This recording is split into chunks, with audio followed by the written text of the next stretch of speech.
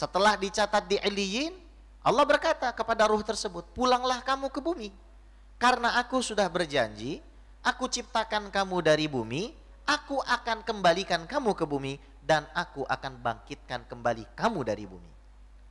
Ruh tersebut masuk ke dalam kubur.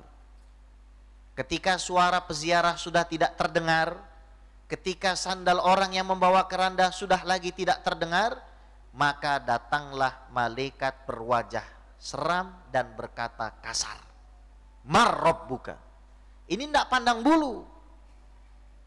Mau Anda itu orang soleh, mau Anda itu orang jahat, apalagi orang jahat, pasti Mungkar sama Nakir ini wajahnya serem, matanya biru. Akan tetapi, karena memang ruh ini adalah ruh orang beriman, yang hidupnya tidak pernah dia sia-siakan, maka dia bisa menjawab seluruh pertanyaan itu dengan mudah. Mar Rabbuka? Rabbi Allah.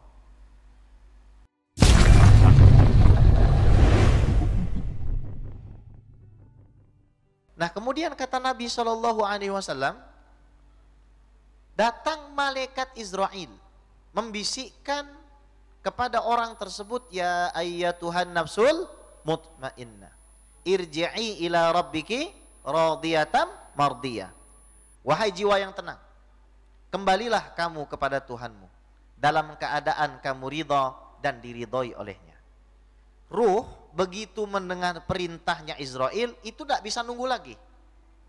Keluar dengan tenang ruhnya tersebut seperti air yang keluar dari geriba.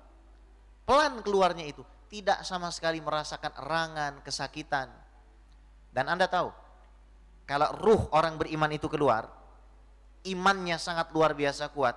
Wanginya, kata Nabi SAW, itu tercium ke seluruh bumi. Makanya terkadang kita melihat fenomena yang mirip. Seorang syuhada, tidak jarang kita mencium bau harum. Yang kata Nabi Muhammad SAW, lebih harum dari minyak misik yang paling wangi di atas permukaan bumi. Masya Allah. Tentu saja ada amalannya. Tentu saja ada kriterianya untuk mendapatkan keistimewaan yang demikian. Tidak mungkin dengan berleha-leha, karena semakin mahal suatu benda, pasti pengorbanan juga harus semakin besar. Nah, hadirin hadirat yang dimuliakan oleh Allah, teman-teman semua, kemudian ruh tersebut dibalut oleh malaikat-malaikat yang duduk-duduk tadi, serta diberikan minyak misik. Seluruh malaikat yang ada di langit dan bumi menyolatkannya. Masya Allah, mungkin ya dia di dunia nggak dikenal. Yang nyolatin mungkin nggak sampai 3 soft, tapi mulutnya nggak pernah menyakiti orang lain, tidak durhaka kepada orang tuanya, tidak durhaka kepada suaminya, tidak durhaka kepada anaknya, tidak durhaka kepada istrinya, tidak durhaka kepada gurunya. Hidupnya tenang, tidak pernah menyakiti orang, rajin dia memberi, rajin dia bersedekah. Mungkin tidak terkenal, yang nyolatkan mungkin tidak tapi dari kalangan malaikat luar biasa. Seluruh langit dan bumi menyolatkan tuh orang. Setelah dibalut, akhirnya dibukakan 7 pintu langit. Hanya untuk menyambut dia ini. Setiap malaikat yang dilalui pasti mengatakan, apa amalan orang ini?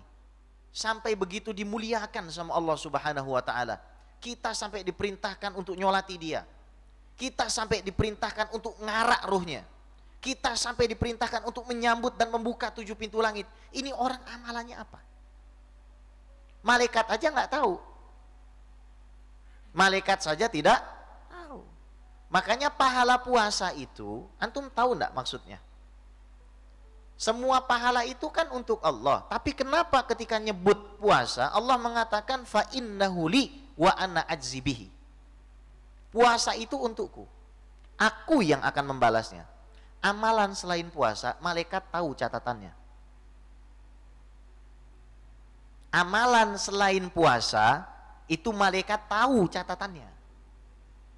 Tapi amalan puasa, malaikat terhijab dari hakikat catatannya itu. Saking besarnya pahala puasa itu. Apalagi puasa Ramadan. Jangan macam-macam sama Ramadan. Orang yang selamat, dia selamat di bulan Ramadan selamat dari dia. Paham maksudnya? Orang yang selamat itu, dia selamat di dalam bulan Ramadan juga selamat dari kejahilannya, dari maksiatnya. Nah teman-teman semua yang dimuliakan oleh Allah, ketika sudah melewati langit ketujuh, ruh tersebut dipanggil oleh Allah Subhanahu wa taala. Uktub ismahu fi illiyin. Catat nama orang ini di illiyin. Wa ma adraka ma illiyun. Kitabum marqum yashhaduhul muqarrabun. Illiyin itu kitab yang Allah jadikan untuk menampung, menulis nama-nama ahli surga.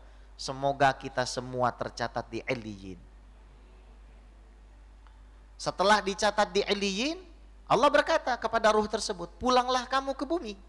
Karena aku sudah berjanji, aku ciptakan kamu dari bumi, aku akan kembalikan kamu ke bumi, dan aku akan bangkitkan kembali kamu dari bumi. Ruh tersebut masuk ke dalam kubur. Ketika suara peziarah sudah tidak terdengar, ketika sandal orang yang membawa keranda sudah lagi tidak terdengar, maka datanglah malaikat berwajah seram dan berkata kasar, Mar Rabbuka. Ini tidak pandang bulu. Mau anda itu orang soleh, mau anda itu orang jahat, apalagi orang jahat, pasti Mungkar sama Nakir ini wajahnya serem, matanya biru. Akan tetapi, karena memang ruh ini adalah ruh orang beriman, yang hidupnya tidak pernah dia sia-siakan, maka dia bisa menjawab seluruh pertanyaan itu dengan mudah. Mar Rabbuka? Rabbi Allah. Madinuka? Dini al-Islam. Madza taqulu fi hadzal rajulillah alladzi bu'itsa fik? Apa kata-kata kamu terhadap laki-laki yang diutus kepadamu? Huwa Muhammad Rasulullah Muhammad sallallahu alaihi wasallam. Jawabnya gampang lempeng. Ini orang beriman, kata Nabi sallallahu alaihi wasallam, Masya Allah keadaannya. Dikasih down payment sama Allah. Sebelum menjawab pertanyaan Mungkar dan Nakir, orang beriman itu kuburannya diperluas 70 hasta, 35 meter. Di sini ada nggak yang ngebayangin punya kamar 35 meter? Kamar 35 meter. Itu kalau mau wudunya capek duluan itu. Itu DP-nya. Dikasih cahaya sama Allah Subhanahu wa taala, bulan yang berpendar. Dibikin padangnya itu hijau, lantainya hijau, rerumputan hijau, indah luar biasa. Tapi kalau antum bisa jawab, wah lain lagi kenikmatannya. Kata Nabi SAW, kenikmatan yang akan didapatkan oleh orang yang beriman, oleh orang yang rajin sholatnya, rajin puasanya, rajin sedekahnya, rajin kepengajiannya, mereka akan diperluas kuburannya sejauh langit dan bumi. Kenikmatan yang lebih indah lagi, mereka bisa saling bertalaki, bertazawur, bertadzakur, saling bertemu dengan satu ruh dengan yang lainnya. Jadi nanti kalau orang sudah meninggal, kalau dia termasuk orang yang soleh, orang yang taat, yang tidak pernah meninggalkan kewajiban agama, insya Allah nih orang akan bisa saling mengunjungi. Misal saya mati hari ini, Tegar mati besok. Misalkan, ya, antum lahir hari apa? Hari Kamis. Oh biasa hari Jumat itu meninggalnya. Tapi meninggal hari Jumat itu enak. Meninggal hari Jumat dan meninggal malam Jumat, kata Nabi Muhammad SAW, terbebas dari azab kubur. Jadi salah satu yang bisa kita panjatkan sebagai doa kepada Allah, ya Allah matikanlah saya, kalau tidak pada malam Jumat, matikanlah pada hari Jumat. Supaya apa? Dapat garansi bebas dari azab kubur, nggak disiksa sama Mungkar dan Nakir. Terus kata Rasul, bagaimana keadaan orang itu? Dia dikasih CCTV, bisa melihat keadaan anaknya, keadaan istrinya, keadaan suaminya yang masih hidup. Kalau misalkan tampilannya bagus, anaknya sholat, puasa, sedekah, zakat, apalagi sampai menghajikan orang tuanya yang sudah meninggal, senangnya luar biasa. Di sini yang orang tuanya sudah tidak ada, sudah meninggal, sudah wafat, jangan dikira mereka itu nggak ngelihat kamu. Mereka itu justru sekarang sangat memantau kamu, sangat melihat kamu. Kita ini kalau orang tua sudah meninggal, kita nggak bisa balas apa-apa. Selain kita berusaha menjadi orang yang supaya apa? Kita bisa tunggu mereka di depan surga.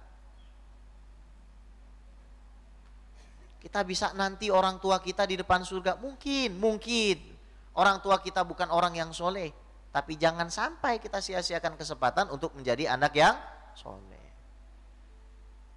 Kata Allah begini, malaikat, bukakan satu pintu surga dan tembuskan pintu surga itu ke makam orang ini. Jadi orang yang mati dalam keadaan husnul khotimah itu dapat hawa surga. Enak nggak? Enak. Nanti kita bicara soal amalannya itu. Apa yang harus kita lakukan supaya kita bisa mendapatkan yang demikian. Tapi sebaliknya, orang yang matinya su'ul khotimah didatangi malaikat-malaikat yang bertampang seram. Malaikat Israel datang mencabut nyawanya dengan paksa, ditarik nyawanya dengan paksa itu. Mengerang dia kesakitan seperti ditebas 30 pedang.